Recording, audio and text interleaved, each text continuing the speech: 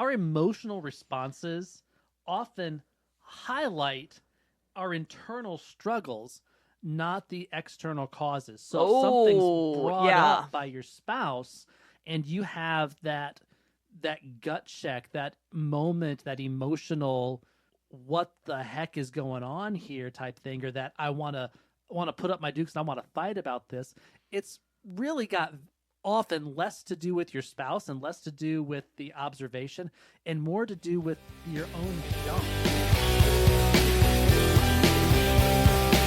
You may be one choice away from a thriving marriage. Welcome to the Operation Thriving Marriage podcast with Bryon and Jennifer Harvey.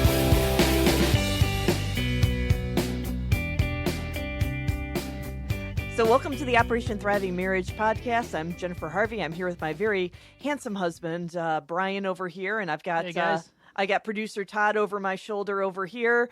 And today we're talking about marriage as a mirror. And that sounds almost a little creepy. But what's really funny, and Bryon picks on me about this from time to time, Only a little bit.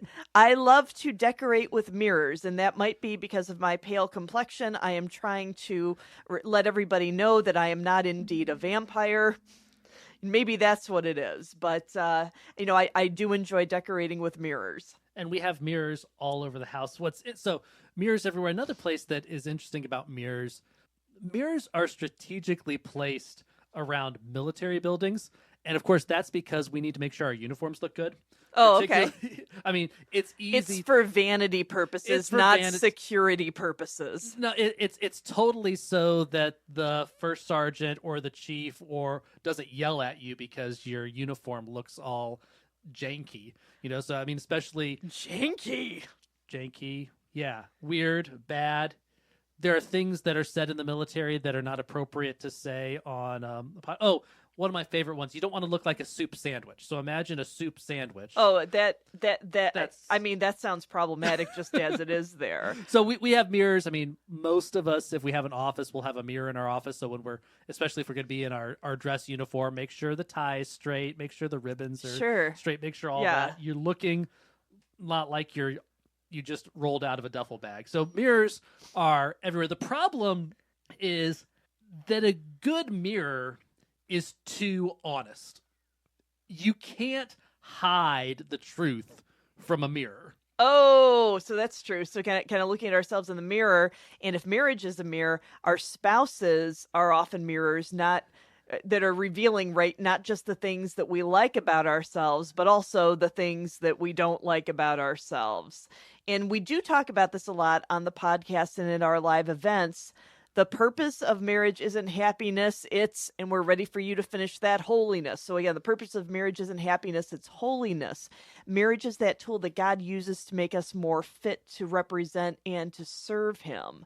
And the problem, though, right, is none of us like to have our faults revealed to us, and how we handle these observations from our spouses can impact the health of our marriages.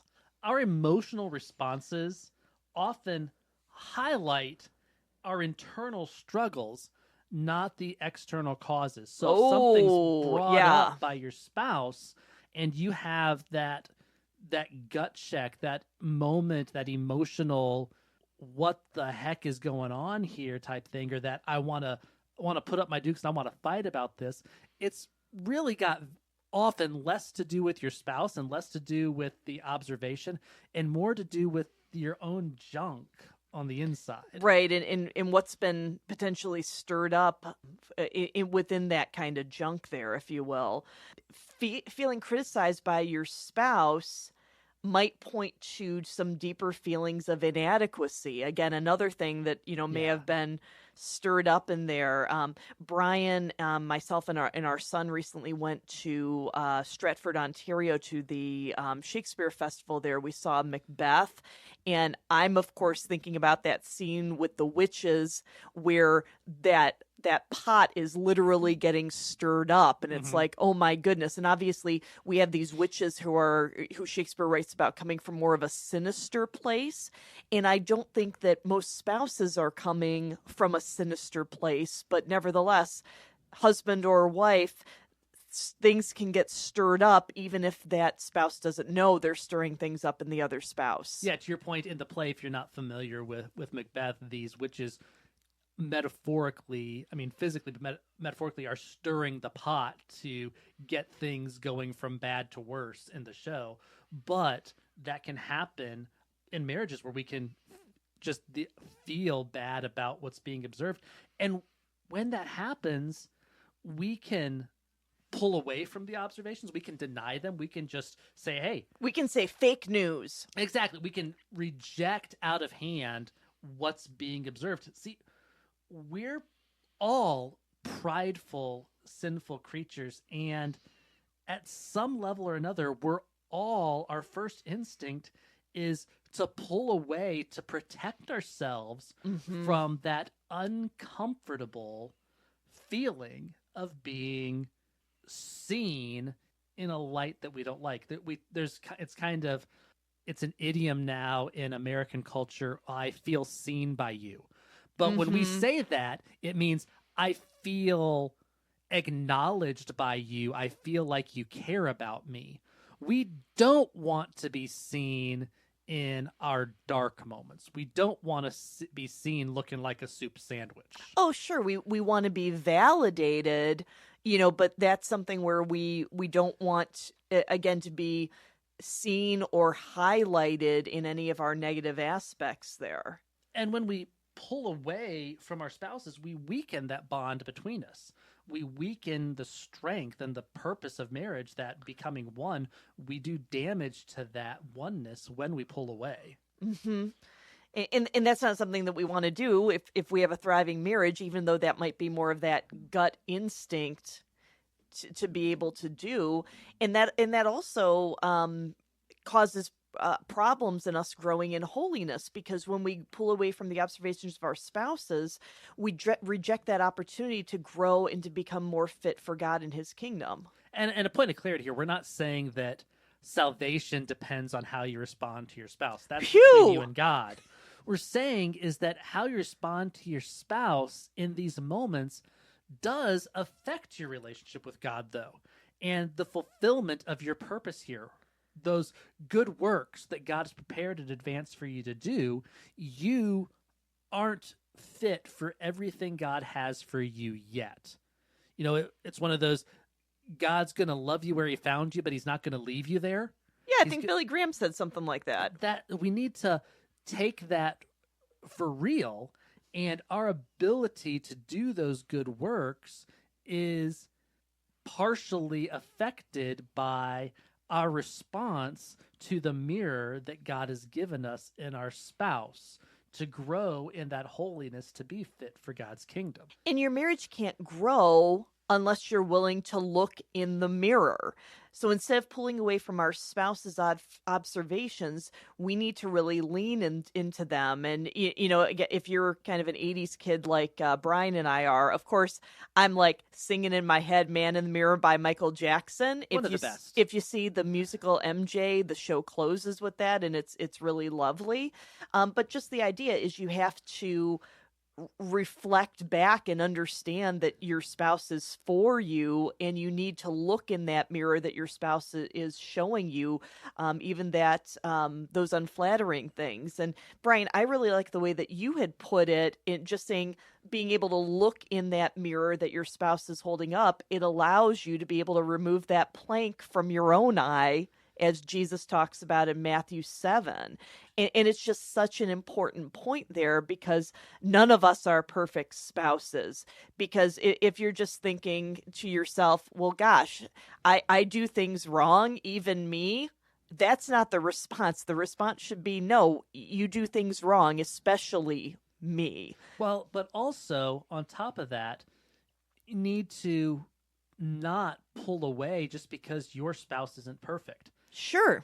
Just because your spouse has made mistakes, has done wrong things, has hurt you at times, doesn't mean you ignore their observations that they're giving you. Because, again, you've got to pull that plank out of your own eye. Just because there's something that has happened that wasn't good or positive doesn't mean they're wrong about this. Oh, sure. And we do have to help our spouses grow, and that requires reflecting the truth to them. This is a mutuality there in that. But when reflecting the truth, we need to be sure to be continually addressing the truth of sin and selfishness in our own lives. I mean, again, no one's a perfect spouse. We're not looking to keep receipts. There's another podcast that we talk about with that kind of thing. But it's like acknowledging neither of us is perfect, but we're trying to grow in holiness to better be fit for the kingdom and to serve God and be ready for those good works in advance that God prepared for us to do. I think that there are some emotional responses, though, and some roots of that can happen when these are being addressed, because some of your triggers, sometimes I don't like using the word trigger, right, just because of how it's used in pop culture, but that is what it is. Pay attention to what gets a strong emotional reaction from your spouse. And again, you don't want to be just kind of provoking somebody for provocation's sake, right? There's usually a history that's there. And more so, I think, too, is like, be aware of what causes you to feel strong emotions. Mm-hmm. Which observations, critiques from your spouse are easy to just, well, yeah, that's just okay. And which ones are like, you're ready to fight, or when you feel that your heart start beating a little faster, that tightness in your chest, you start feeling angry or scared, or because there's something in the background there. Because a lot of that stuff really stems from childhood experiences or past relationships. One of the things that I've noticed, and Jen's really good at helping me with this, one of the things I've noticed is in our family, I tend to be the primary disciplinarian. I tend to be the one. That doesn't mean that Jen doesn't discipline, but I tend to be, and that's usually true of families. One parent tends to be the primary disciplinarian. Yeah, no disagreement over here. Bryon had been the chaplain at a Christian school, and he got to work with one of the parents there, and that was former Detroit Piston Lindsey Hunter, which was kind of cool. And Lindsey had kind of talked about a lot of times, Dad is going to be that disciplinarian. And it was one of those, when I was talking to him, I was telling him I didn't want to repeat some of the things from my childhood as part of that conversation, because my dad was the disciplinarian. I didn't like the just wait till your dad gets home, and I didn't want that to be our household. But one of the things, too, about this is Jen sometimes needs to correct my discipline, because I don't always discipline well or correctly. And it's not one of those that the response is, well, there should be, well, then, Jen, you just do it. That's a mirror situation. And there's been many times in our marriage when it comes to raising our children where I have taken on the responsibility and I've disciplined the children. And then Jen's come to me and say, hey, you didn't do that well. My first response often is to fight her over it and to explain why I'm right and how these kids need discipline and, all the tropes. But then out of her wisdom, she listens to me fight about it a little bit, but then we talk about it. And there's been many times where I've had to go back and apologize to our child that I've disciplined because I did it the wrong way, and have to have that conversation with them of, hey, I'm not telling you that you shouldn't have been disciplined. I'm not telling you that what you did was right, but just because what you did was wrong doesn't make it okay for me to do a wrong thing. Mm-hmm. And that's one of those things for us that's really had to work through. And I think a lot of that comes from, again, my dad being the disciplinarian and seeing that and observing that. I think that's part of my fight against you when you raise that up. But it's something that we've learned that's a mirror that you've helped me grow into. And by God's grace, I think I screw up less. Or maybe our kids have just gotten better. Maybe we'll say that our kids have gotten better. It's not. Oh, come on now. So yeah, no, but I think again with married couples, it's like that's I think an example where, I hopefully have done some good things in there, but at the same time, again, nobody's perfect, and I can give you a list probably as long as a CVS receipt of my failings. But That's really long. Yeah, that's really, really long there. But it's important to have open communication, to be able to talk about feelings that you would have without blame, to be able to have this conversation with your spouse. So you want to start with in as not clunky of a way as possible. There's a gentleman named Mike that I'm on a board with, and his last name is Clunky. It's spelled way differently, but not the Mike Clunky, but not being clunky about saying, well, I feel, right? But it's just you're expressing how you're feeling and what it looks like to you, what it seems like to you, what it sounds like to you, rather than laying into your spouse with the awful 2 words of "you always," which is never true. It's like, well, you always do this, you always do that, and that's just not true. I guess I can say I will always love you, Bryon, but it's like me saying you always do this horrible thing. Well, that's not true. Even if there's a pattern of that, it doesn't happen all the time, right? Yeah, always is never true. Or you never. That's another one. You never. And never is always never true. Oh boy. It's like my mind just blew up there. We have some tools here too for reflection and growth. So some of that can be journaling if that's helpful to you. If you think it wouldn't be helpful but you haven't tried it, we say give it a try. Write down your reactions and recurring thoughts to find patterns there. And you might find, even if you don't expect it to, it can be a very healing thing for you, and just helping you to kind of get something down on paper to kind of figure out some connection patterns. You could do this on your computer, but we've just kind of found that a lot of times just that connection between your brain with a writing utensil and your hand getting that down on paper can be very helpful. And a lot of it too is seeking feedback from your spouse. So invite some constructive input, and of course you want that to be loving, not impatient, but a loving feedback from your spouse. Well, what's something you think that I miss about myself? Yeah, just asking questions of your spouse about how you could be better. I mean, Proverbs 27:17, as iron sharpens iron, so one person sharpens another, and that in marriage, I hear that most often referred to in the context of friendships. And being a guy, that's like one of the favorite verses for a core verse for men's ministries. Oh, and the graphics and all of that. Yeah, absolutely. Like, that's actually probably even more relevant in marriage, because your spouse knows you better than those guys in the men's ministry that you go camping or small group or whatever you do. I mean, your spouse is closer to you and sees more of your faults.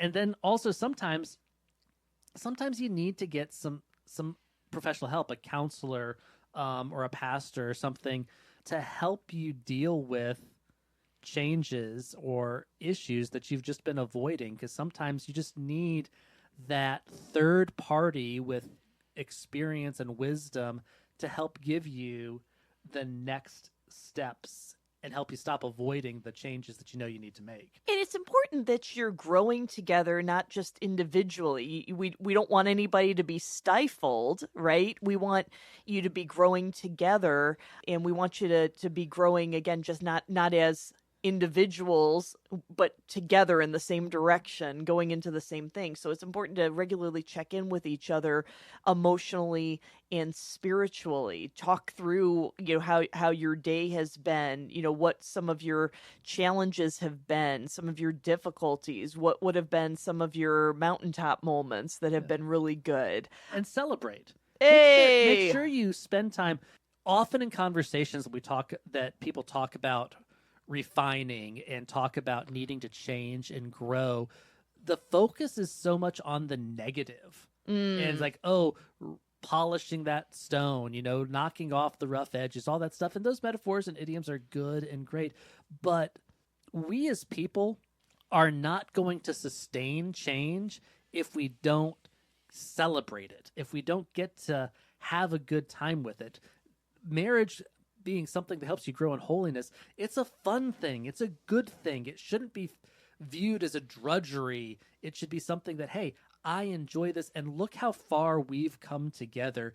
And wow, we didn't realize how much of a mess we were 10 years ago. But looking back, gosh, we were a mess and we're so much better now, and celebrate that. Oh, sure. I think it's an idea just for practicing this is having that monthly quote unquote mirror date where you're sharing insights about what you're learning about yourselves and each other. And of course, this is not in a data beat up on your spouse or, kind of vice versa there, but it's just saying it's like these are some insights about what, I'm learning based on what you're telling me, and just how can we grow better together. Growth isn't just for you individually.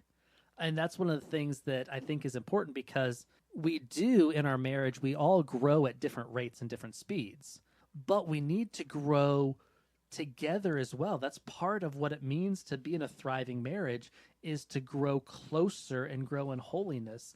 And we need to focus on that, not just going to our own Bible studies, but focusing on, hey, how can we as a couple be better? And one of the things that you might want to try this week that could be kind of fun is just take a moment, and when you start to feel that emotion, when you feel just a little irritated, starting to get a little salty, take a moment and pause and ask, what is this emotional experience showing you about you? And that might be something that you'd write in your journal, right? Or something you talk with your spouse about. Say, Mm-hmm. hey, you know what? I'm noticing my anger or frustration in this, and I'm observing this, and I think this means this to me about me. Can you provide me some feedback and have that conversation together? And of course, we can look in the mirror and just ignore what we see, or we can look into the mirror of our spouse's love and grow to be the men and women God created us to be. Proverbs 27:6 says that the wounds of a friend can be trusted. How much more so the wounds from the partner that God has given you to help you grow? Lean into the observations from your spouse and grow from them, and grow a healthier marriage together. So Jennifer Harvey and Bryon Harvey here from the Operation Thriving Marriage podcast. Thanks for spending some time with us, and we look forward to having you tune in and listen to our next episode. God bless you. Jen and I started Operation Thriving Marriage to help couples and churches take marriages from merely surviving to thriving. We've got our book, we've got a blog, and resources for our coaching ministry, and you can bring us out for an Operation Thriving Marriage experience. For more information, go to OperationThrivingMarriage.com. That's OperationThrivingMarriage.com.